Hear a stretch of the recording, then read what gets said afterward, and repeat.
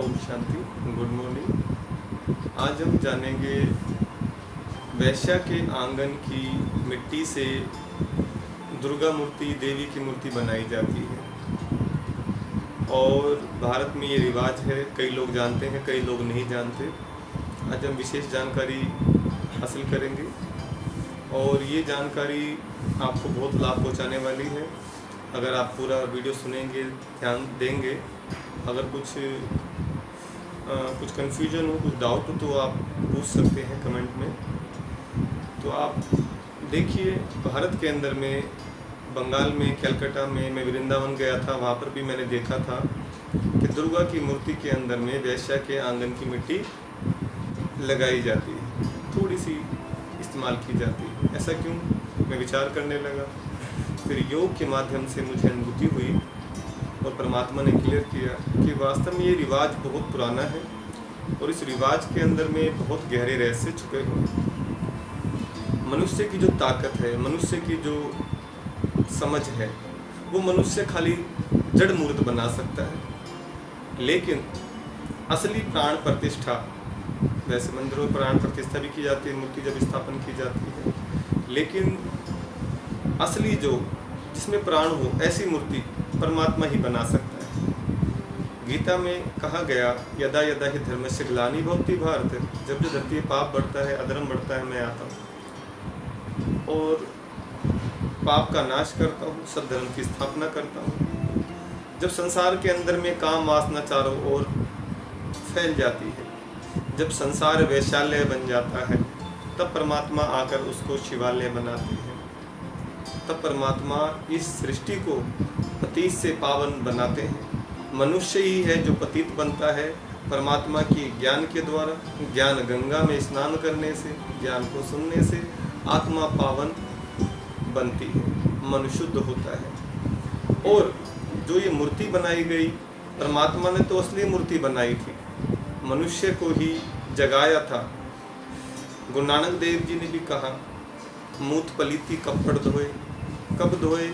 जब संसार में, कलयुग के अंदर में, संसार में कलह कलेश मचा रहता है, विषय विकार चारों तरफ फैले रहते हैं, तब परमात्मा ही आकर के ये कार्य करते हैं। और ये कार्य बड़ा गुप्त होता है। कहा भी गया, जब मैं इस सृष्टि पर आता हूँ, मुझे मूढ़मती लोग नहीं पहचान पाते, मेरी गलानी करते हैं। मेरा जन्म दिव्य अलौकिक है, मुझे आंखों के द्वारा नहीं देखा जा सकता। तो अब ये वही पीरियड चल रहा है। आप देखिए, संसार में चारों ओर विषय विकार फैले पड़े हैं, सारी देव आत्माएं सोई पड़ी हैं। जैसे जैसे ज्ञान को सुनते हैं, योग साधना करते हैं, वैसे वैसे हमारे भीतर की देवी चेतना जागती है। बाहर के देवता नहीं उठेंगे, जिसको देव उठावनी भी भारत में मनाया जाता है। इस विषय में हम आगे चर्चा करेंगे। कहते हैं देव सोए रहते हैं तो देवों को उठाया जाता है। तो कभी ना कभी तो देवताओं को उठाया गया होगा। जो संसार कभी शिवालय था, माया ने उसको वैशाल्य बना दिया। कहते हैं ना, सोने की लंका भी दिखाई गई है कि भाई वो रावण ने ले ली, शिव जी ने बनाई थी पार्वती की। तो वास्तव में ये भारत सोने की चिड़िया था, जो विषय विकारों ने आज इस पर कब्जा कर लिया है। मनुष्य की बुद्धि पर विषय विकार हावी हो गए हैं। मनुष्य की बुद्धि पर विषय विकार हावी हुए तो संसार में भी विषय विकार चारों ओर फैल गए हैं। तो यही संसार वैशाल्य बन गया है। आज चारों ओर नंगा नाच हो रहा है। अब दोबारा से ये वही समय है वैशाल्य से शिवालय बनने का, पतित से पावन बनने का।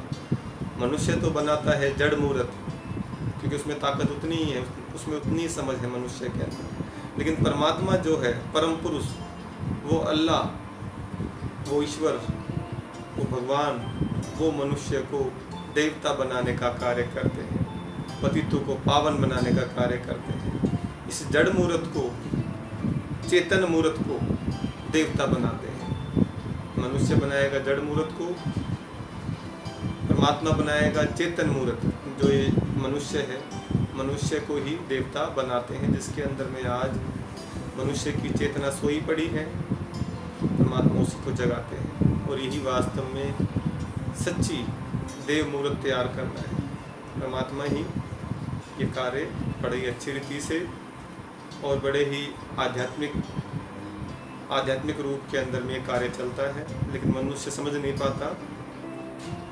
तो यही है वो रहस्य जो मैं आपको बताना चाह रहा था। आगे मैं और भी वीडियो बनाऊंगा जो बहुत ही आपको लाभ पहुंचाने वाली होगी। वैसे तो बहुत सारे लोगों ने इस पे वीडियो बनाई है, लेकिन जो असली रहस्य जो है यही है कि परमात्मा ही आकर चैतन्य मूर्त बनाता है, फिर मनुष्य बाद में उसको रिवाज के रूप में, ताकि लोग भूल ना जाएं, फिर वो बाद में वो रिवाज बनाए जाते हैं। फिर परमात्मा सृष्टि पर आकर के सारे रहस्यों को, सारे राजों को पर्दाफाश करके, जितने भी राज हैं उनका पर्दाफाश करते हैं। तो अगर ये वीडियो आपको अच्छी लगी, अगर आपको ये नॉलेज जानकारी अच्छी लगी, तो इसको लाइक कीजिए, शेयर कीजिए, सब्सक्राइब कीजिए, ताकि ये जानकारी आपको आगे और भी मिलती रहे। और आपके जो परिजन हैं, आपके परिवार वाले, सगे संबंधी, मित्र, जो भी फ्रेंड्स हैं, उनको भी शेयर कीजिए ताकि उनको भी फ़ायदा पहुँचे। और जैसे जैसे आप ये जानकारी लेंगे, मैं वादा करता हूँ आपकी नॉलेज बहुत इम्प्रूव होगी और हमारे रीति रिवाजों के पीछे जो गहरे मैसेज हैं वो जान करके आपको बहुत लाभ पहुँचने वाला है। और यही वो ज्ञान गंगा है जिसमें स्नान करने से आत्मा के पाप कटेंगे, आत्मा का जो मैल है वो धुलेगा। अच्छा, ओम शांति।